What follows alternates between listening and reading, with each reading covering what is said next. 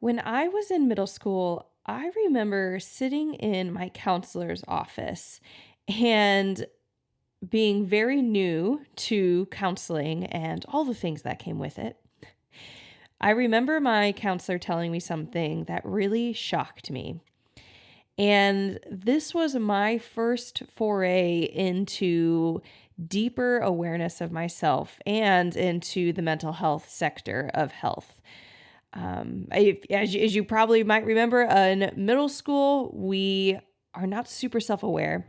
And she told me something I had never noticed before about myself, which was that I said the word should a lot. I remember when she told me this, I actually got really mad at her. I'm not a person who gets super angry, but internally I was seething and it freaked me out that she pointed this out about myself. First off, I didn't like things being pointed out about me that seemed like maybe they were super negative, but she challenged me that I might be healthier if I didn't use shoulds in my life at all. She actually suggested that saying I should this or I shouldn't do that, was actually not helping me. This made me more mad, and I pretty much stopped talking with her at this point because when she initially called this out on me, it truly made no sense. Shoulds were how I lived my entire life. If I wanted to figure out what to do with my time or what I was going to eat or how I was going to respond to somebody doing something to me, whether that was good or bad, I was all framed around the concepts of should. Should I be kind? Should I do my homework? Should I clean my room? Everything was organized around this nebulous concept of some greater authority or some syllabus of my life telling me what I ought to do. By my counselor suggesting that shoulds were not healthy for me, it was really disorienting and honestly quite frustrating. She was suggesting I remove something that I used in my life vigorously and regularly to create order or to create just some guidelines to follow. It was years then before I started to understand how harmful my shoulds really were. And that is why I wanted to take time today to dive into this concept on today's episode. Gut health and mental health are extremely linked. And even though we've spent a lot of our time on this podcast diving into the physical and the biochemical causes of gut health dysfunction, whether they're parasites or stomach acid levels, all these different nuances, ultimately, I know that if I had never dove into my spiritual and my emotional and my psychological health and really worked through those things, I would not be in the healthy state that I am today, even with all the supplements or protocols or getting rid of parasites or craniosacral therapy. All of those things would have been for nothing if I also didn't dive into my physical and my spiritual and my psychological health. So without further ado, here's today's episode. 5 reasons that saying I should is keeping you sick. Welcome to the Better Belly podcast, where we find freedom from food restrictions, we increase energy in our lives, and we begin to feel more healthy and vibrant than ever by finding the root causes of our health problems. My name is Allison Jordan. I'm a marathon runner, functional medicine health coach, certified craniosacral therapist, gut health nerd, lover of Jesus, and owner of Better Belly Therapies, a clinic based in Ann Arbor, Michigan that works with both virtual and local clients to help them achieve the best health of their life. I am here to walk with you on your journey to a better belly and a better life. We're going to go beyond popping a probiotic and just checking out our poop. In this show, we are going to go deep into gut transformation strategies that last for your entire life. If you are ready to feel your best, get ready to roll. You are in the right place. And just as a reminder, this information is not meant to diagnose, manage, or treat disease. Always consult with your own health practitioner before you make any changes to your health.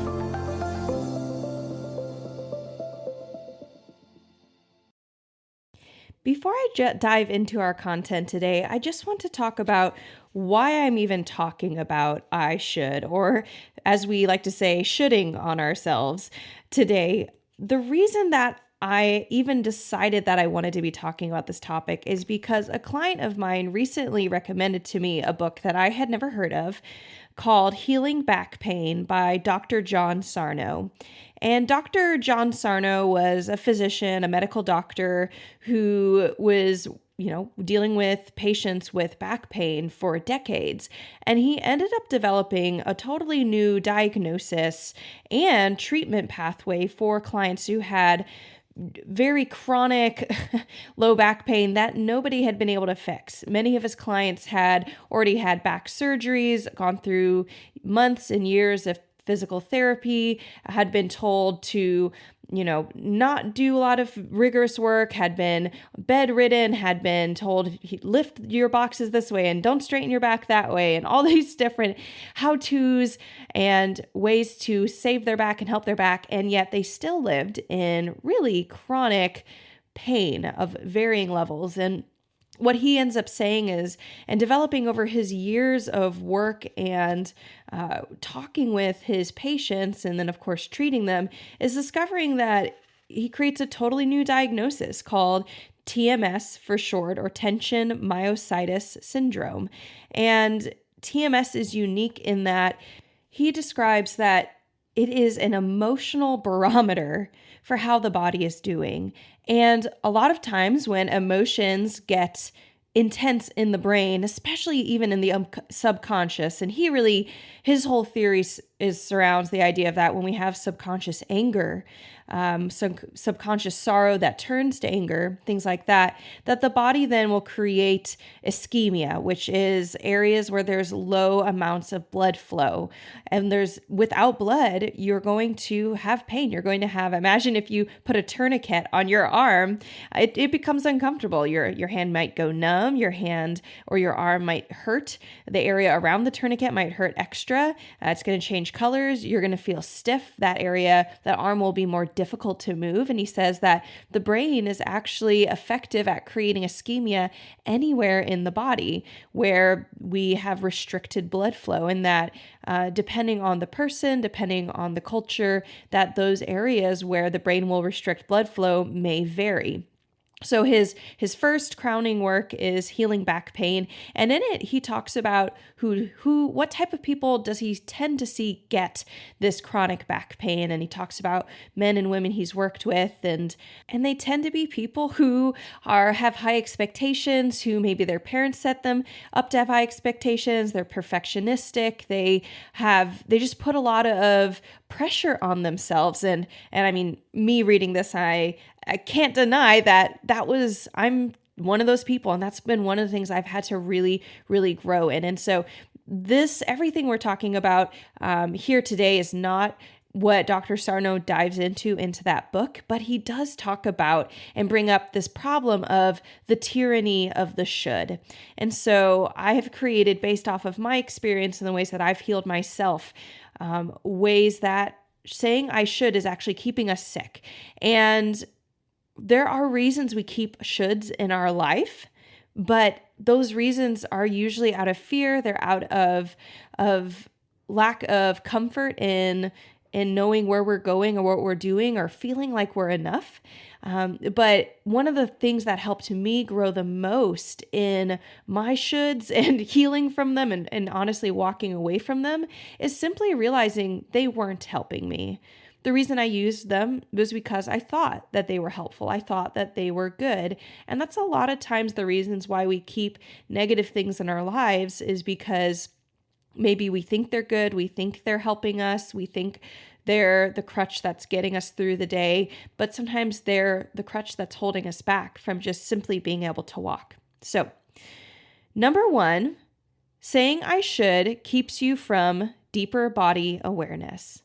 So my story for this is, and we know that body awareness is the first step in healing. If you've listened to my episode on the 5 steps to unlimited health, the very first step of that 5 steps is body awareness, or just awareness in general.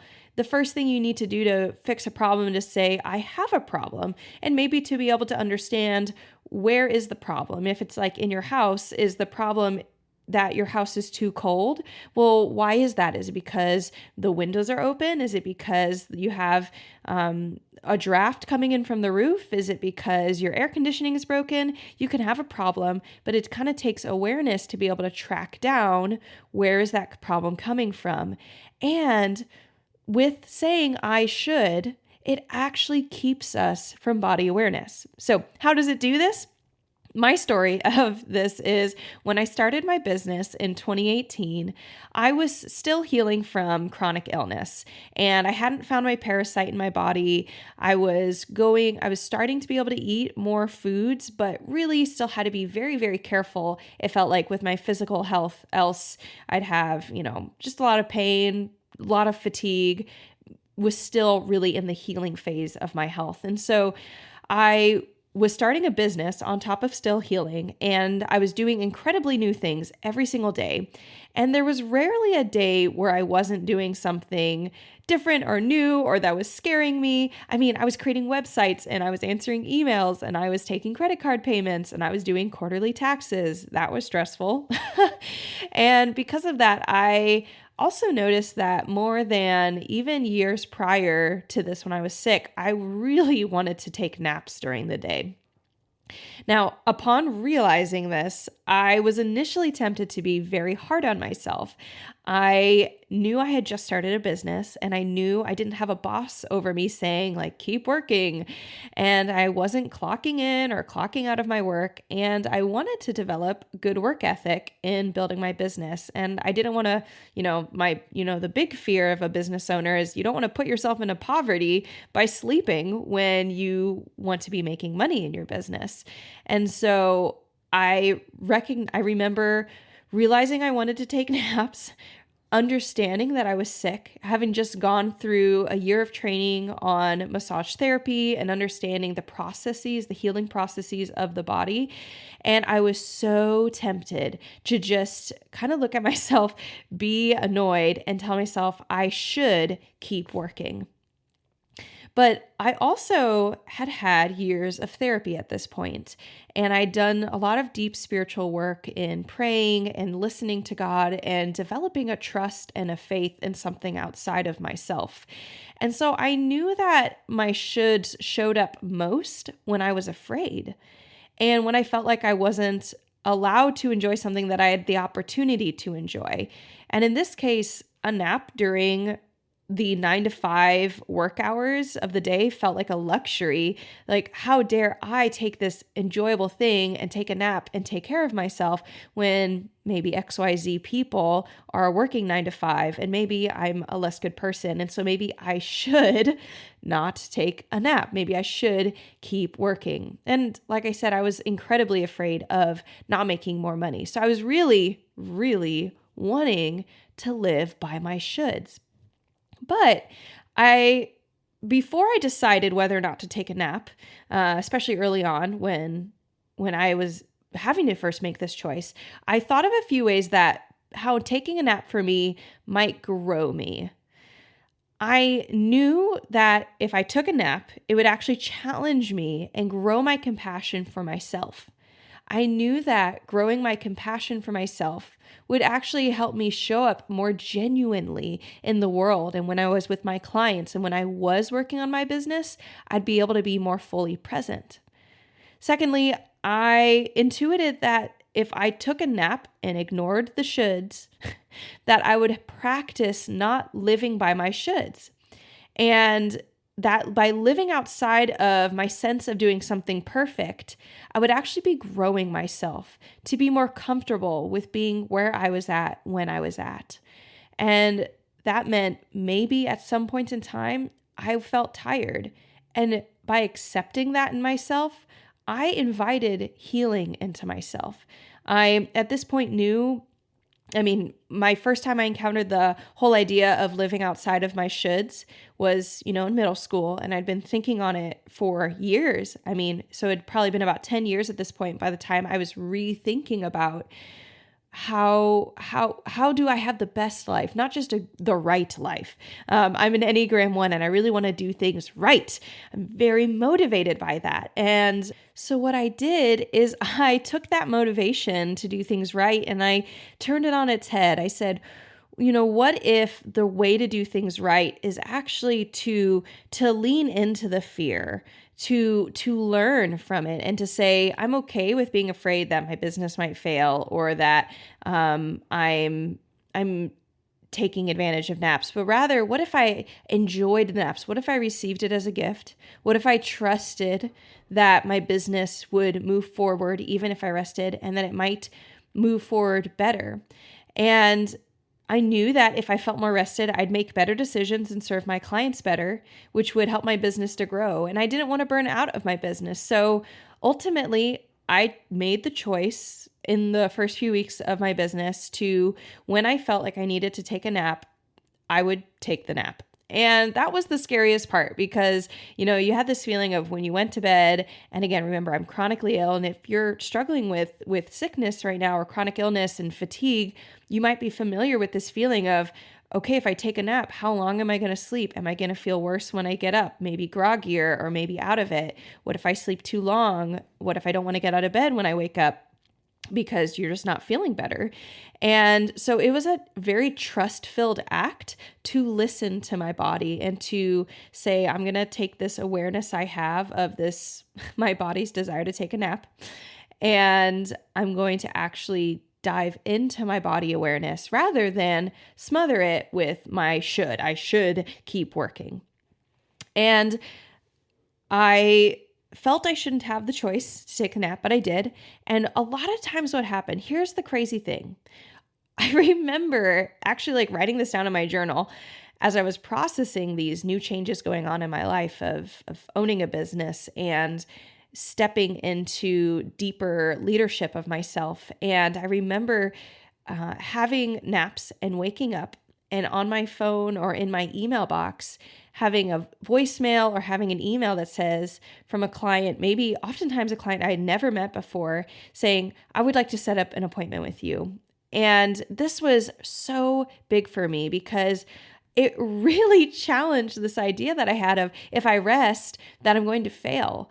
Honestly, I remember thinking, if I had ended up working for that hour that I took a nap, or the 30 minutes or the hour and a half, however long I was sleeping, and then got the call from that client or got the email, I know I would have been much more grumpy, much less ready to even serve them or take care of them or call them back, whatever it was taking to do the work of my business. I would have been in a much less mentally prepared and physically prepared situation. And ultimately, that was me honoring my body, not just letting it take over. Because that was the other thing, is I sometimes had to weigh, if I'm feeling tired, is it worth it to keep going for just a little bit longer, 30 more minutes or an hour, to accomplish a project or to finish something I set out to do? And so I didn't always choose to take a nap if I was feeling, a little sleepy or something. But what I ended up doing is I made it a conversation. And that is completely different than our shoulds. It is, instead of just living by this rote, I should, I shouldn't, black and white, done, no conversation, I started learning how to make a choice in a moment with a couple different details, and it be different every time.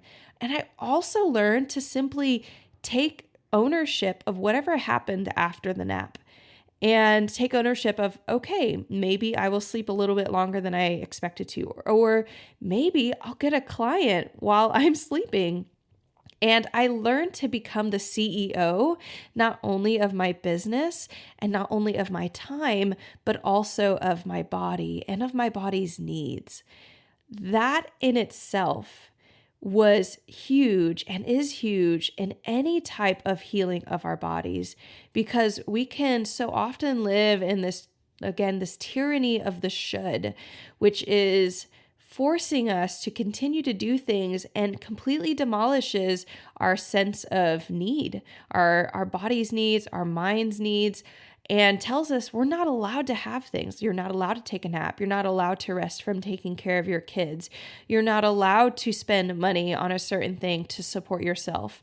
You're not allowed this or that. And we stop being in relationship with ourselves. We stop being in this dynamic, we stop being present in the world, and we start living by this kind of cardboard box, this fake reality of shoulds and shouldn'ts that is kind of detached from what's actually going on. And we never learn to dialogue with ourselves. And also, we never learn to step into our fears, because genuinely, I was afraid of my business failing or of not getting clients or of maybe developing lazy habits. That was a fear, but I stepped into that. And because I did, that fear is no longer a fear, or it's a significantly smaller fear. And my body is more at ease. My body is more set up for healing because I pressed into my shoulds and I stepped into body awareness. The second reason that saying I should is keeping you sick is that saying I should keeps us from clarity. So, to describe this, in my first few months after graduating college, I was deeply disoriented because I went from being a full-time student, going straight from high school into college. And when you're a student, you live by your syllabus. You live by the books you're told to read and the class you're told to show up to and the homework you're assigned and the due dates and the exams. And that was the way that I monitored my whole life of, am I keeping up? I even got grades on everything. So you get to know, like, how am I doing? Oh, I got an A, I'm doing well. And when you exit college, unless you go into more education, people are not grading you, at least not nearly as frequently. Even if you have an employer, it might be a quarterly review or a yearly review, nothing like exams, nothing like tests. You're merely maybe told, we want to hire you, we don't want to hire you. And it's not so much like you're doing a good job anymore, pal. You have to suddenly decide what is your version of a syllabus. And so in these few months after graduating college and moving to a new city and having a new job, I noticed that the frequency, intensity, and duration of my shoulds were much louder than they had been since I had my major healing point in my depression about a year or so earlier. I remember when that first happened, I was actually very afraid of slipping into depression again because my shoulds were so loud. And I was like, this isn't good. And I wasn't sure what to do. I thought maybe my chemicals were out of balance at this point. And by that, I mean my brain chemicals, the reasons that I'd been put on medication.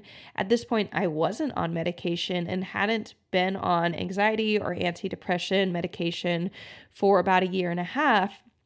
And kind of wanted to still press in and say, can I learn? Can I figure out how to cope with what's going on in my world without the medication? And if all else fails, go back onto it, because I'm not fully against it, but kind of wanted to accept the challenge of that. And so I did a very logical thing again, where I said to myself, I'm just going to think about why I'm having my shoulds. And I figured out it was the move. And I sat down, and if you feel like, wow, Allison, I'm really resonating with what you're saying, maybe think about, are you having louder shoulds in your life right now than you have in the past? Or have you ever thought about your shoulds before? Like, wow, I guess I do say I should eat this, or I shouldn't eat that, or I should go for a drive, or I should exercise. What would your life look like if you had a different way to make decisions other than shoulds?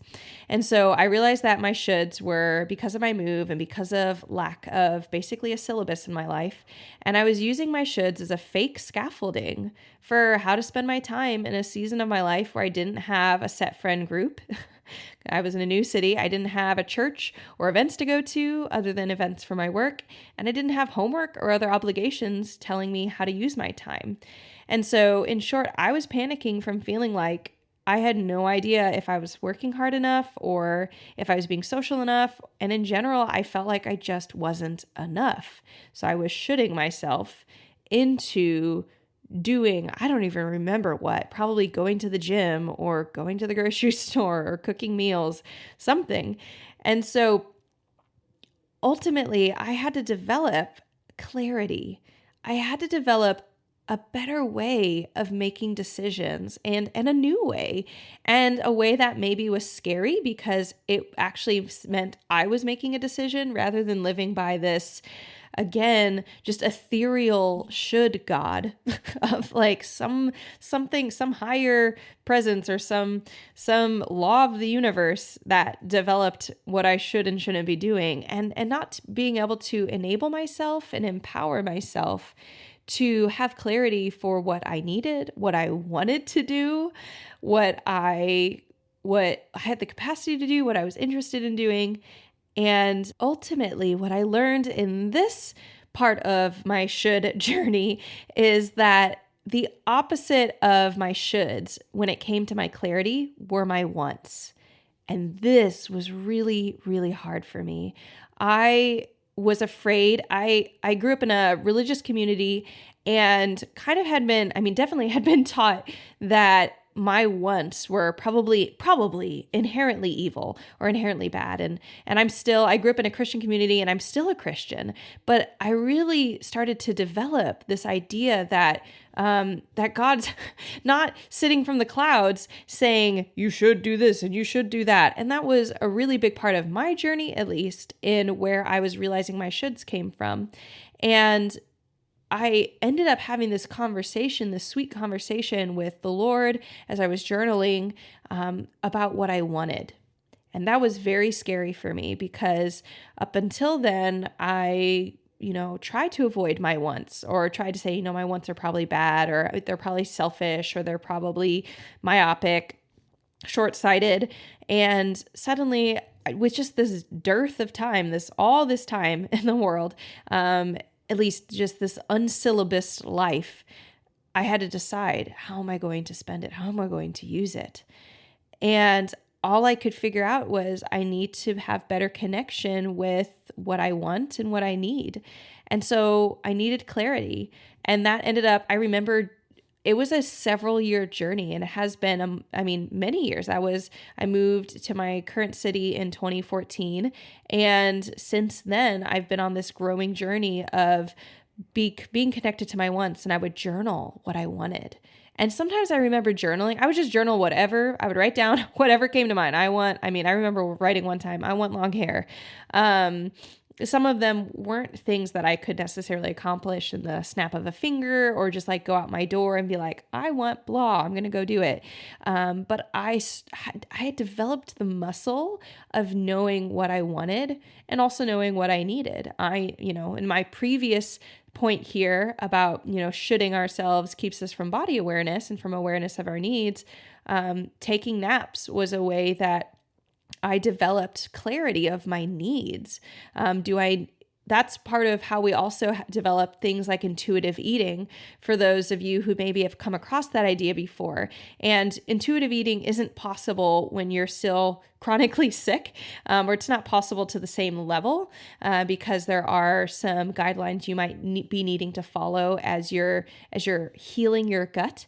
But it does become relevant. Eventually, we get to let go of these reins, like this death grip we have on the reins of our life that says, I need to have control of everything at all points in time, and I need to exercise and eat food and go to work and get sunshine and do fun things on like a clock, on a rhythm. And I tend to be someone who's like that. And it's, the people that I work with and the stories that I hear, there are more of us who live like that and feel like that than we even talk about very much. And so even if you're a different Enneagram number or different than me, there's a lot of those shoulds and those drivers that we can develop in our personality that isn't healed and that isn't open and isn't free. And when we have that tension, Dr. John Sarno, that's where he actually develops the word tension myositis. He's not talking about tension in the muscles. He's actually talking about tension in the emotions that end up showing themselves in the body through what he again talks about, that reduction of blood flow, the ischemia, and which the brain can create. And that when we allow our minds to heal and to be aware that our sicknesses might just be coming from this death grip we have on life to do it right, or all the shoulds or expectations in our lives, that we're allowed to let go of those things, and healing is more enabled at that point. And so for me, having more clarity and really delving into my wants and my needs was scary. It was really scary to face that side of myself. And yet it was necessary for me to have healing and to be not just another duplicate of somebody else in the world. Well, I should be like that person, that girl in my class, or that woman at my work, or the woman at my church, or the man who developed that business that makes X amount of revenue. Whatever it is, I should be like that other mother. I should be like the person in the magazine, and should be like that person on Facebook. I should be taking vacations. I should be saving money. Whatever it is, that when we step out of that, just trying to copy somebody else in the world and mold ourselves into that, when we delve into who we are, we experience great healing and great freedom. So number 3 of why saying I should is keeping you sick, is that saying I should practices a life of dis-ease. And I say that funny. I don't know if you've ever heard this before, but disease at its root, like literally the word's root, can be split up into 2 words, dis and ease. So disease, or the state of being sick, is a lack of ease in our lives. And it's an experience of difficulty, struggle, discomfort, or lack of comfort in our lives. A lot of times we think of disease as something that is outside of us, like some bacteria gets into us, or a cell, disforms and takes over our body. And that's what's causing us pain and suffering. And for sure, there are processes in the bodies that can be caused by an outside source, like a bacteria or a knife, a broken bone. All those external causes can cause us pain and problems and a certain amount of disease.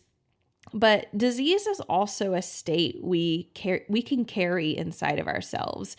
That is it's a mental state, a psychological state. And when I was in college, my story for this is when I was in college, I went for a run, and I would go for runs, and I was a sophomore in college. I had never really run before, but I had started running the summer after my freshman year. And when I was in my sophomore year in college, my depression was definitely ramping up. It was increasing. And so I would go for a run, but then I felt like I didn't have the energy to run, and I would just end up walking, going on these really long walks and contemplating life. And I ended up learning that this walking that I was doing, even as I went out knowing I'm going to go for a run, and then I would end up walking, was me actually entering into a state of ease. And because when I was out on my walks, I was able to step away from the pressures of my dorm room and the constant amount of people. And I was really sensitive to others around me at this point. And when I was on my walk, I was less overwhelmed by other people's emotions, and I could feel my own emotions calming. This is a simple process in many ways to enter into a state of ease, because it's a state of ease, by definition, to be in it, there is a certain amount of easiness to get into it, or a simpleness. Kind of like how taking the nap was simple. Like I'm taking a nap. I don't need to be a rocket scientist to take a nap. But when I would describe the process of me deciding to take the nap, I mean, that was not an easy process. It was a simple process, straightforward of saying, I'm going to press into my fears. I'm going to trust. I'm going to experiment even and just take this nap and see what happens. And when we practice a life of ease, it can be surprisingly simple, but also difficult because we are expecting life to be way harder than it is. We expect life to be, when you expect life to be difficulty and struggle and problems and lack of comfort, that's practicing a life of dis-ease. And in truth, life is not perfect. Life is not easy. There are things that are incredibly painful that happen to us, whether it's how someone treats us or loss of a loved one or COVID shutting down all of our plans and expectations, or finances not working out the way we were expecting them to.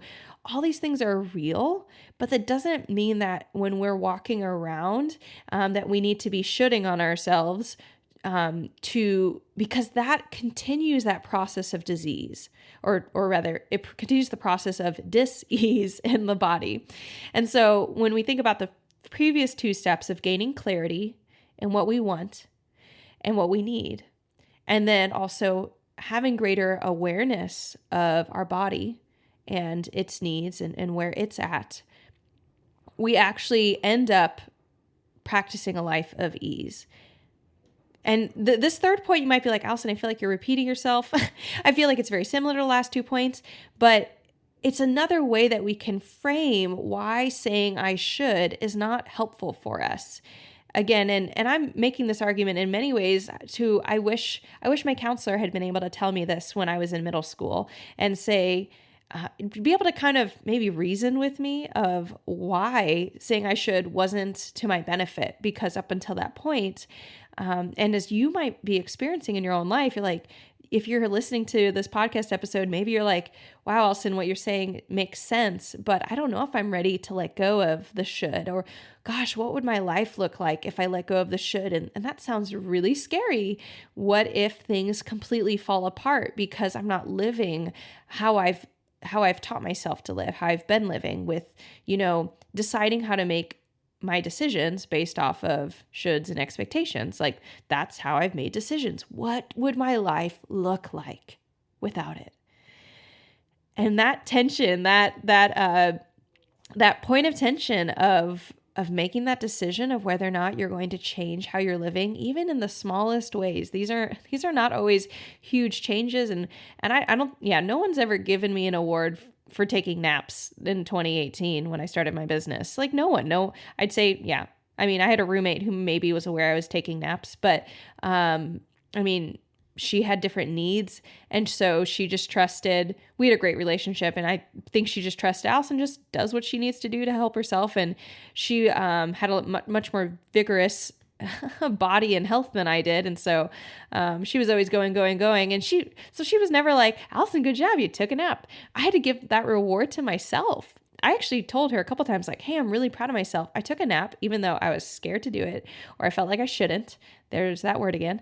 And then this thing happened. And then I woke up and I felt better, or I woke up and I had an idea about how to put my website together so that it would serve clients better. Or I woke up and I had that voicemail from a new client who wanted to work with me.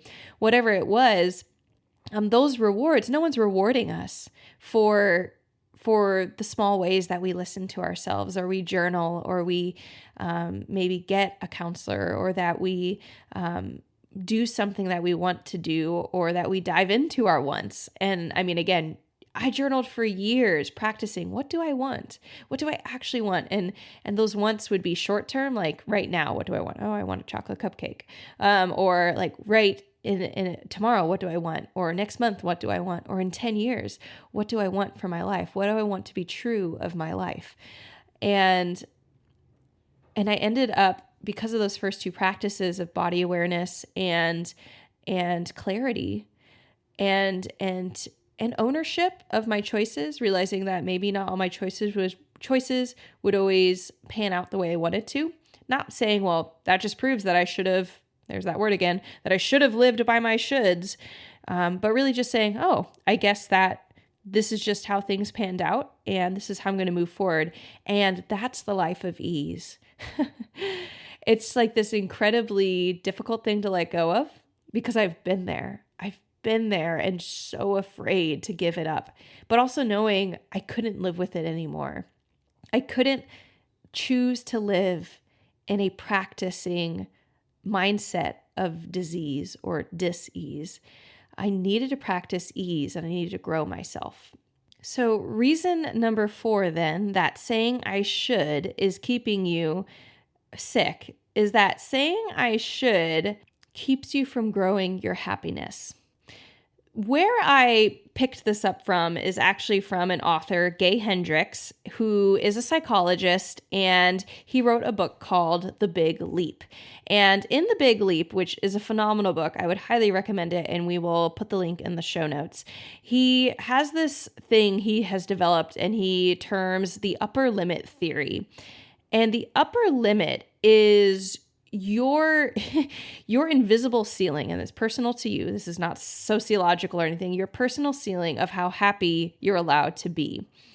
And how he describes it is that, when we are, and actually with his studies, since he's a psychologist, he studies where does the upper limit develop? How does everybody's upper limit set itself? And he determines that it's in the first 2 years of life, which is, I think I remember when I heard that thinking, okay, that makes sense, but that's also terrifying because I have no agency when I'm 2 years old. Like, you're a bundle of cuteness, but if you grow up they've studied infants in the womb, and he doesn't get into this as much, but I've done more research on it. When you study infants in the womb, they respond to yelling, they respond to music, they respond to noise and loud sounds. Before you're even born, you're taking in data of, is my environment safe? Is my environment good? And of course, you're actually living off of your mother's own hormones. So her cortisol, her stress hormones, her nutrients or lack thereof, all those things are impacting the infant and preparing it. It's meant to be a good thing, like a protective thing, like the baby's kind of going through normal life before it even gets to normal life. And so it's meant to be a good thing, but it also means that babies, and depending on their environment, whether it's, maybe you can look back and know that your parents yelled a lot when you were an infant and had a lot of arguments, and maybe you were not always cuddled or held the way you needed to be or wanted to be when you cried. That's the case of children who've gone through neglect, or children like I have an adopted brother, and we know that he was neglected to a certain amount when he was young because his mom would work nights, and he was just left at home probably crying and never being comforted. And so that upper limit then says, it's this internal thermometer that says this is how happy you're allowed to be, and anything past this is unsafe. And so our body, maybe my upper limit was, I like to think of the thermometer idea, like 68 degrees, and 68 degrees is exactly how happy I'm allowed to be. By the way, I think that's kind of cold number, so it makes me nervous when I think that was my reality. And what Dr. Gay Hendricks says is that when we hit our upper limit, our body actually goes into protective mode. And what that looks like, typically, he says, is anxiety and or some type of self-sabotaging something that brings us back down. So if your upper limit is 68 degrees Fahrenheit, and that's about how happy you're allowed to be, in combination of your wealth, your relational health, your physical health, all these different things, what you've kind of determined and what was set for you as a child and what you've developed thus far, because your upper limit you can change your upper limit, but some people's don't change too much, depends. But wherever you're at right now, whatever age you have, whatever your upper limit is, when you pass it and you get to maybe 72 degrees Fahrenheit, maybe you get a bonus, or maybe you buy a new car that you really like, or Maybe you're in a better relationship than you have been in before. Whatever that is, when you pass your upper limit, you'll start to have anxious thoughts, and that those thoughts are a valve for us to let go of steam of happiness. That we are expanding and getting bigger, and then the body says, oh, this is scary, this is unsafe. And you might even notice thoughts of like, this probably can't last any longer, or this is going to fail, or I just got a promotion, what if I fail my job, and all these anxious thoughts. Or I just had a kid, what if the kid gets hurt? Like, you're growing your family, you're in a relationship, what if my person cheats on me, or all these different things that can happen to us, where we're having anxious thoughts, and those thoughts are meant to then say, okay, I'm being anxious, so I'm having a negative experience. And then we go from that 72 back down to the 68 degrees Fahrenheit. Okay, we're back at that better place. Sometimes it goes beyond just anxious thoughts, and we go from this person who's very driven and very responsible, and maybe you finally now have a promotion, or you get a big insurgence of wealth, or he goes through all these different case studies of people he's worked with, and what was their trigger. And he looks at, again, relationships and money and career and all these different things that make us happy. And he says that we might also suddenly become lazy, suddenly become depressed, suddenly make an incredibly unwise financial decision, or do something very impulsive that's outside of what we normally do. And he says that's the inside nature of why we would self-sabotage. And that's kind of a cool thing to throw out there nowadays, but I don't think that people really talk about the psychological basis of why we self-sabotage. They're just like, oh, I'm self-sabotaging. I'm like, well, why? And what can we do to stop it or limit that? For Gay Hendricks, what he says is, you can notice you're having an upper limit problem. Maybe you notice your anxious thoughts, and you can stop and think like, am I actually being invited to feel more? And what I find that when it comes to health and when it comes to physical well-being, sometimes physical lack of well-being is simply more familiar, and it's scary to become better, or it's scary to trust ourselves and say, I'm going to go off this supplement, or I'm going to go off this medication, or I'm going to, and I'm not saying just go off your supplements and medications, but like, I've gone through states where I did go off in a controlled manner my anxiety and depression medication, or I did stop eating like my strict elimination diet. Now I actually failed leaving my strict elimination diet several times because I had other physical problems going on in the body. So this is not to say don't look for deeper root causes, but it is to say if I didn't psychologically prepare myself to have a healthy body, I believe I could have removed that parasite, healed my gut, and still had as many symptoms because I was so anxious, like this little ball of anxiety about maybe it'll come back, or maybe it's going to come back. And so I had to train my brain in advance to be expanding my upper limit of what I was going to be comfortable with and what I felt safe being happy at.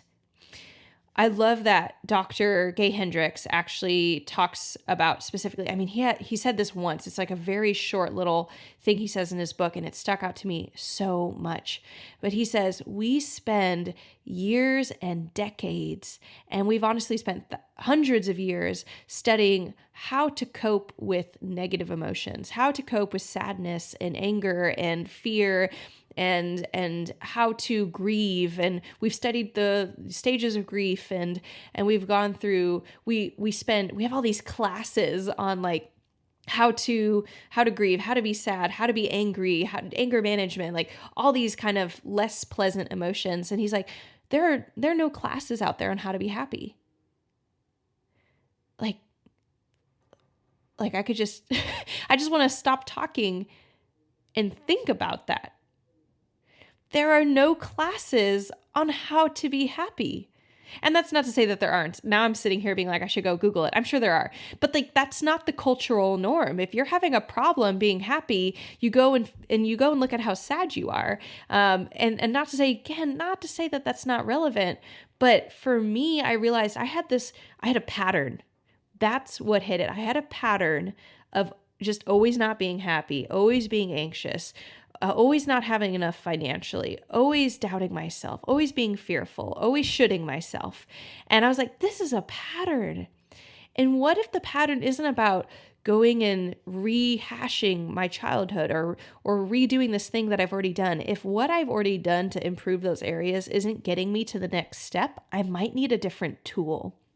And so I remember reading his book and deciding, okay, let's give myself 12 months to take a class in happiness. And there was no class. I didn't join one or anything, but I said, life is going to be my class on happiness. And I'm going to give every day an opportunity to expand my upper limit. I want my upper limit to go from 68 degrees to 86. 86 sounds super awesome. And maybe when I get to 86, I'll want to expand it more. Or I'll install air conditioning. And there's a certain amount where the metaphor breaks down. But the point is that you grow past your upper limit in the midst of discomfort, fear, and worry. Your brain and your body may be trying to keep you safe, like that backing up feeling you get when you step near a cliff. But if your goal is bungee jumping or skydiving, succumbing to that backing up feeling doesn't serve you anymore. It's all context. Maybe you're standing on the cliff of the Grand Canyon with no bungee cord. Back up. But if your goal is to expand yourself and to skydive or to bungee jump, do something you've never done before, you are going to feel fear. But succumbing and submitting to that fear is going to keep you from your goal of having an extreme and a new and a different, a fun experience.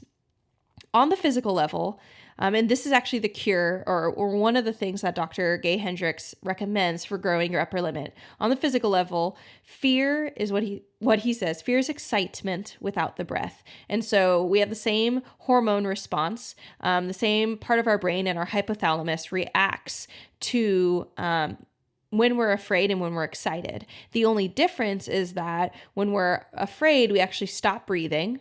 Imagine if you think someone's in your home, you would actually you actually stop breathing. Maybe even just now you're like, is somebody in my home? All right. If you hear a weird noise, you stop breathing. And that's a biological response to, for a couple of reasons. A, to not be heard.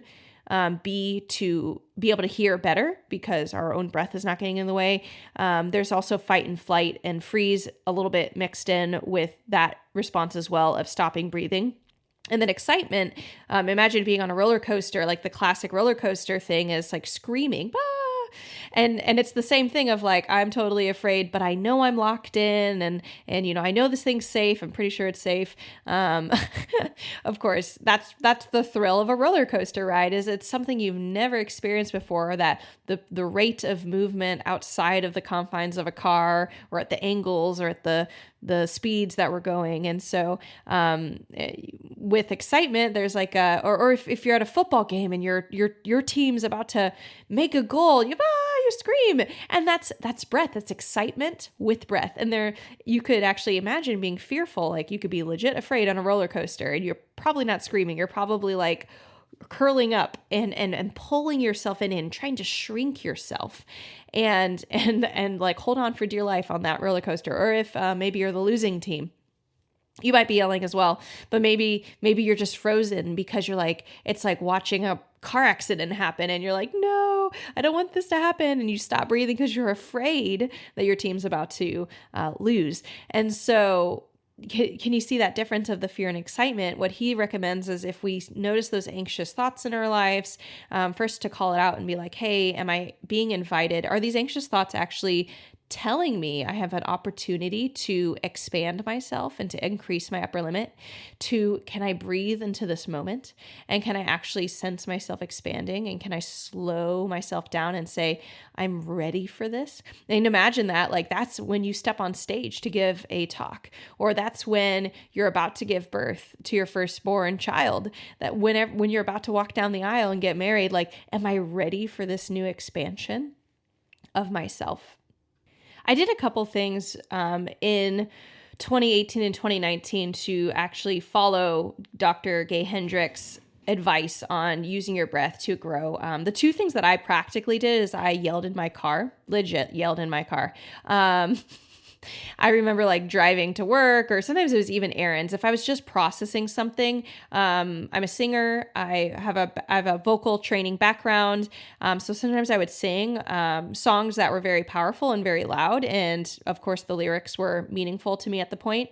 And there's different songs, like there's a song I love called Catch the Wind by Jonathan David and Melissa Helser. And Melissa Helser, when she wrote the song, she actually has a chronic illness, some type of really chronic, very painful skin disease where she's in constant pain down to her very bones. And so there was one day that she was getting out of bed and she felt drawn by the Lord to say, sing. I want you to sing yourself out of this pain. And she was kind of frustrated at that point and like, this is ridiculous. And she said she's blow drying her hair and she just takes a big breath and he says, I am strong and full of life.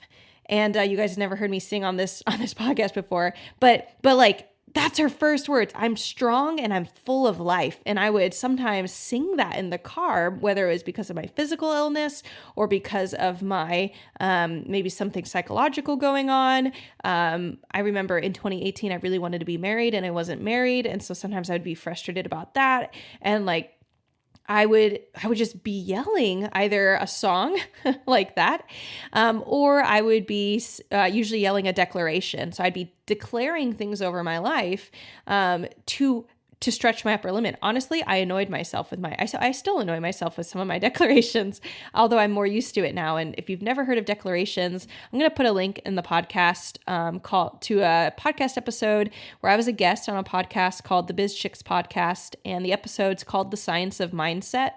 And we talk a lot more about declarations in that episode and shifting your mindset and helping your mind grow and heal as you're doing hard things, whether that's healing your body, having a family, running a business, having a job, being promoted, all these hard things we do in life. And that was one thing I really did is I would yell in the car, either declarations or songs that I was doing. And when you sing and when you yell and when you declare, you're using breath. You have to.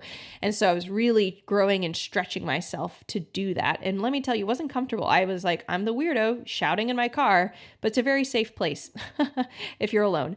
And then the other thing I did is in 2020, my husband and I, still on the topic and concept of using breath to heal ourselves, especially in this concept of like growing ourselves, of going from that fear to that excitement. In 2020, my husband and I, we were like, okay, it's clearly 2020 and we don't want this year to just take over us. Like we have control. And so we planned to do a triathlon on our own. We actually planned to do it before the COVID hit. And when COVID canceled our triathlon, we're like, we're going to do it anyways. I had never done a triathlon and I'd actually never swam in open water. And this is where the story comes in because I remember when we started training in open water, it was at this like pond in a park where there's lots of people. It's relatively safe. But when I first started training in the water, just would swim along the shore of the lake, and it had kind of like a beachline shore. And then I knew that once I kind of felt like my swimming skills were trustworthy, I guess you could say, that I wanted to go and swim in open water. And I remember the day that I was going to swim in open water, I like waded probably up to my knees and I'm staring at this open water that I'm going to swim in, and it's dark and it's not a pool and it's scary. And my body and my brain wanted to keep me safe. Like they were screaming at me like, back up, back up. And I remember telling my husband, like, you cannot let me leave this beach until I have swam out in the open water. I'm like, you can't let me leave. So my husband's standing beside me in 2020 and I'm staring out this, and I kept my vision on what I wanted to grow into. I mean, I was terrified, genuinely, like I was not thrilled. But I had my plan of, I'd go out and swim in the open water. I knew there's likelihood I'd be terrified. And so if I really needed a break, I would swim on my back because that's a really easy place to swim. There's ease in it. And there's breath, because the funny thing about swimming is it's one of the sports where you can't breathe at any point in time. Like, you only get to breathe at certain strokes when your head's above water. And so, it's even a funnier thing to be thinking about with breath is like, sometimes you can feel like whatever you're doing is like almost like swimming. Like, Allison, I can't breathe. Like there's certain times where I'm just not allowed to breathe. And it's about figuring out what's my plan when I feel afraid, when I feel stressed. For me, my plan was I'm going to flip onto my back and I'm going to just backstroke, and I'm going to just let myself keep swimming and until I calm down, until my breath becomes less erratic, until I gain my strength back. And so that swim was one of my slowest swims of the training time. And I could have, like, in this kind of should world, like I should have been swimming faster, I shouldn't have been afraid. Telling myself I shouldn't be afraid was not helpful. My body was freaked out. And so I just honored my body. I honored where things it had or hadn't experienced yet, which was I hadn't experienced open water swimming ever. And then I also honored my goal. And my goal was to increase my upper limit, or to at least in my physical capabilities, if not my mental capabilities. And when I finished that 0.8 mile training swim that day, I was so proud of myself. I couldn't stop talking on my drive home. I totally knew I hit a new limit and a new level of confidence in my skill, of my body, of my ability to survive really scary things. And ultimately, I was excited at the end of that. So that's what it's like to live outside of your shoulds. It can leave you breathless. It can be scary, but it doesn't mean you're doing something wrong. Nowadays, when I see myself shoulding myself, I get a little red light inside my brain that says opportunity. And I have an opportunity to grow. If I say I should be making dinner right now, or I'm trying to think of things that I might have thought recently, I should be taking a break, I should be working harder, I still get my shoulds. Like, I totally get them, but I use them more as, I honestly use them more as like guiding posts of, oh, hello, should. Thank you for dropping in. What are you trying to tell me aside from some point blank, my should isn't trying to tell me I need to take a nap. My should is communicating something to me, and it's my job to kind of figure out those deeper meanings. I have an opportunity to press into something that's making me uncomfortable, and I have an opportunity to overcome fear and turn it into excitement, turn it into growth, turn it into health, and to turn it into ease. Ease in my body, ease in my clarity, ease in my happiness. And ultimately, that is a perfect place to be growing when it comes to our health. So, action steps, quickly, just to review things we just talked about. When you want to reverse engineer your should, lessons from these 4 ways we described. I just realized that I think I had 5, but now there's 4 when I was editing everything here. So there's 4. But body awareness. So is the first step to reverse engineering the shoulds in your mind is press into your body's needs, allow yourself to be where you are at, and do this as a mental exercise first. So I encourage you to journal, like I did, like write down like what I want right now, what I need, what my body is communicating to me. And then lastly, and with the body awareness, is be curious. Is there any way that your body and the sensations it's giving you, whether that's pain or emotion or fatigue, is there any way that that body awareness is trying to tell you something? And for me, that nap, it was telling me I needed to slow down. Ultimately, those naps I took were the foundation of me developing my business in 2019 and 2020 and continuing it into 2021. And if I hadn't taken the time to do that, I might not be here today talking with you. I might have burnt out. I might have just gotten sicker or really hated the work I was doing. And so be curious about your shoulds and then the body, the needs that your body is showing you. You can also ask yourself, is there any chance that actually giving myself the thing that my should is shoulding me away from is there any chance that giving myself that thing could grow me opposed to shrinking me or hurting me? And could I try that thing once and see what happens? When I took my naps, as I was developing my body awareness and body needs and honoring my body, I started with just one. I said, just one nap. We're just going to see what happens. We're going to experiment. And if things go really horrible, maybe we'll decide that wasn't the right time or the right way to take that nap. But let's experiment. So could you try that thing once? If you're saying, I should be making dinner, is there a way that you could maybe ask your husband or order in or eat a really simple meal like veggies and hummus? Is there a way that you could create a new way of doing things outside of the shoulds? And then lastly, what's the safest way to try this new thing? So, is there anything that you could do to limit any of the harms you're afraid of? And so could you put a timer on for your nap, or could you, if you're asking your husband to make a meal, is there like, hey, honey, can you make a meal once this week? Or is there any way you could communicate or do this thing in a way that's safe for you?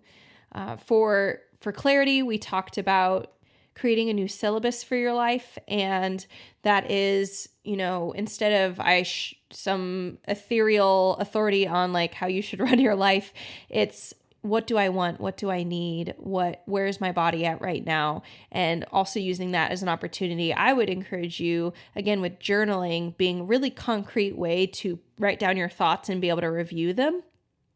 And even having time to sit with your thoughts, to write down, what do I want? And literally write down whatever comes to mind. Like if you really want $1 million, like write that down. Like that's just a deep cry of my heart. Or I really want to go to Africa. Or I really want to be an amazing editor. Or I really want to be a wonderful, loving mother. Just write those things down just so you can be acquainted, so you can validate those wants. Allow yourself clarity. Another thing I would recommend is I recently read a book that I think did a phenomenal, like above and beyond job on clarity, and it's called The Soul Sourced Entrepreneur, and it's by Christine Kane. I highly recommend this book, and we're going to provide a link in the show notes for that one as well. If you're just like mystified by this concept of clarity and having clarity for your life and clarity for your time and clarity for your body, it's a phenomenal book to look into that. Even if you're not an entrepreneur, I think it's her first section of her book is all about clarity, and it's really wonderful. In reverse engineering your shoulds so that you can stop practicing a life of dis-ease and to practice a life of ease. It's really allowing things to be easier.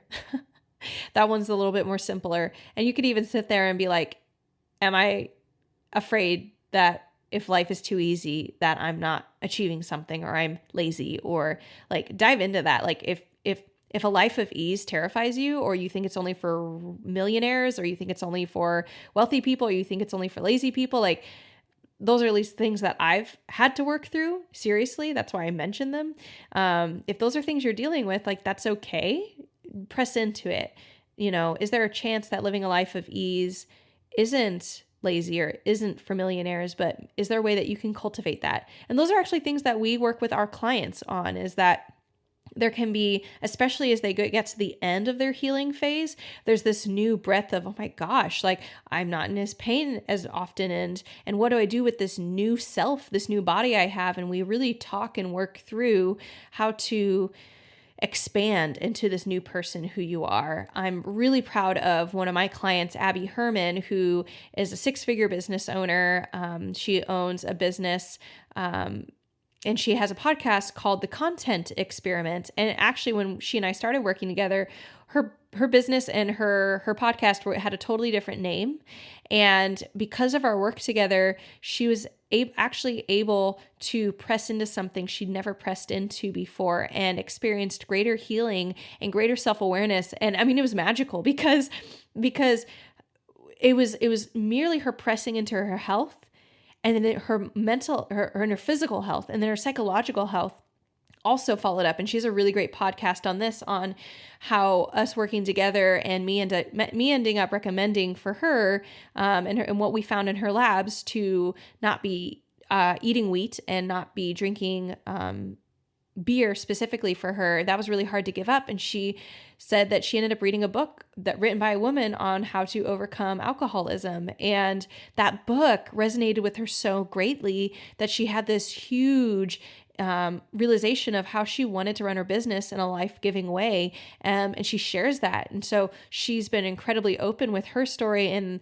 I'll post a link in the show notes there if you just even want to hear her show note or her podcast for that transformation that she experienced and how it ended up impacting her business. And then lastly, reversing shoulding yourself so that you can increase your upper limit and increase your happiness, is when you take away that should scaffolding, that you can breathe into the excitement, breathe into the possibility. If you find yourself maybe being scared by the idea of like even dreaming about being healthy, putting on a timer for 5 minutes, spending 5 minutes imagining what it's like to be healthy, and like breathing into that, and not grieving that it's not that way, not telling yourself I shouldn't be doing this because I'm putting up my hopes for no reason, because that's just not true. All the clients we've worked with have gotten better, like really gotten better. It's really incredible. And I've gotten better. And that used to be my story of like, am I allowed to even dream of a day where I'm not depressed? Am I allowed to dream of a day where my abdomen doesn't hurt? Yes, you are allowed to dream that. And it's a reality, and you can find it. There are answers out there. And so even if you're not there yet, you can actually be preparing your mind and your body for that day right now in your mind. And lastly, with the upper limit, we talked about using breath in different ways, whether that's breathing and exercise, which my big thing was that terror of swimming. You don't have to swim necessarily, but I think going for walks, going for runs, doing an elliptical, lifting weights, whatever makes you breathe and exercise is really good. And then also breathing in declarations or in song or in shouting, whether that's, maybe you love football, rewatch your favorite football game and like just shout and re-embody the joy and the love and the excitement and the pacing of the win. Is really, there's so much opportunity for growth here, guys. And it's not just all about the chemistry, though. Chemistry is sure totally a part of our health and the imbalances we go through, but also what can we learn to actually take a class in happiness and live and break off from our shoulds. Well, guys, if you have been listening to this whole podcast episode, just want to say thank you. This is our longest podcast episode to date, and it's so meaningful. It is. I really hope that you're encouraged by today's episode. I know that I feel very vulnerable in sharing all of this because I feel like sometimes we don't feel like we're allowed to let ourselves be hopeful, or it's scary, or even as leaders, like, don't tell someone to be hopeful. They're super sick.